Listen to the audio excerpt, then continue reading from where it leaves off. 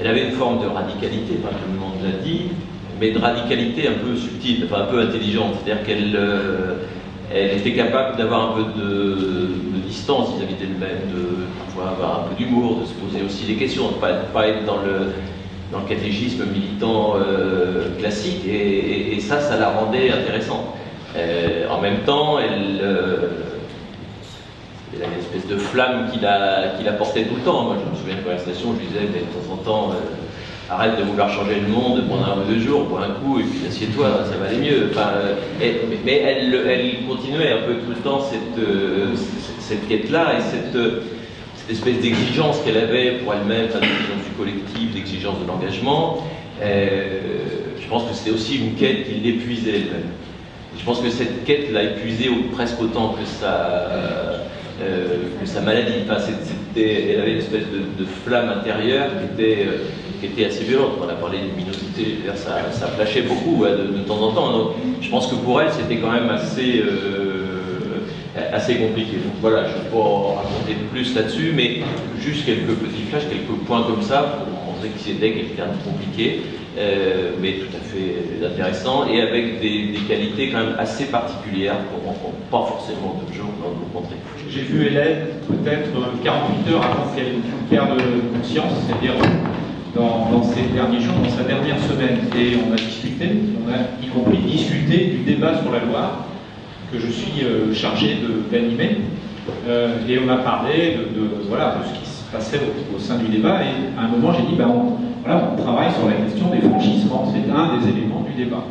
Et là, elle est partie, comme elle sait le faire, en disant, c'est pas un bon mot, franchir. Franchir, c'est, il y a un obstacle, mais parler de traverser. Traverser, c'est on part d'un endroit pour aller dans un autre endroit. C'est beaucoup plus riche que simplement se poser la question de franchir un obstacle. Et je crois que c'était toute Hélène parce qu'elle était très attentive au sens des mots dans sa façon de déranger, parce que c'est une personne qui dérangeait, parce que justement elle n'était pas dans les modes de pensée habituels, classiques, et donc elle bousculait gentiment d'ailleurs, elle le faisait de façon très brillante et très intelligente, mais elle était dans le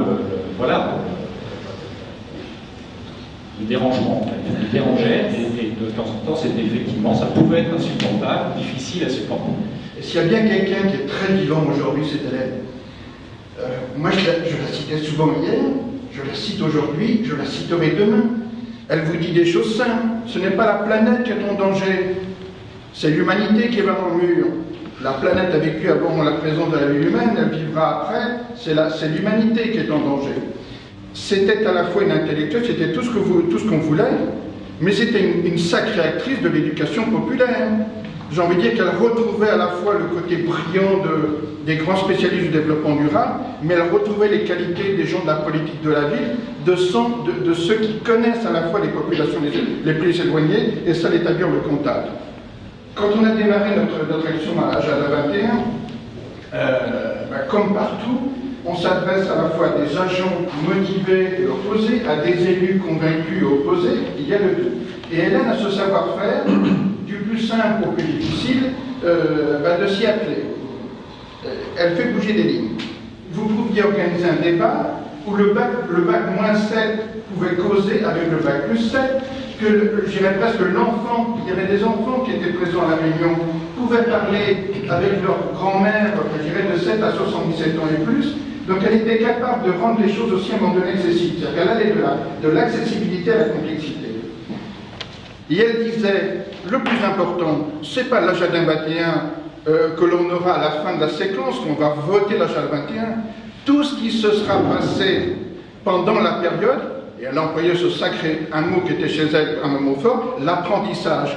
Tout ce que vous aurez fait pour y arriver sera au moins, et souvent sûrement plus important que le fameux document, votre bel Agenda 21, que vous avez réalisé à un moment donné. Hélène, c'était tout ça, et elle est très vivante aujourd'hui. Bon, moi je me souviens très bien la première séance, lorsqu'on a fait une espèce de séance inaugurale, on avait invité des citoyens, des associations du social, du champ de la culture, des artistes qu'on connaissait. Il se structures culturelles, bien sûr. Et puis Hélène fait un speech un peu pour présenter ce que c'est le développement durable et puis la place de la culture là-dedans. Et il y a des gens qu'on n'a jamais revus, quoi. Ça les avait tellement heurtés que voilà, ils ont disparu. Pourtant des gens qui comptaient en matière de culture sur le territoire d'Angers, quoi. Mais voilà, quand même, il y a 400 personnes qui ont participé pendant les 2 premières années. Et c'est vrai que ce que j'ai envie de garder, moi, c'est que je me dis tout ça, ça a semé des petites graines, quoi. Et peut-être maintenant, même si voilà, la ville d'Angers a changé de couleur politique, je le déplore fortement, mais c'est comme ça.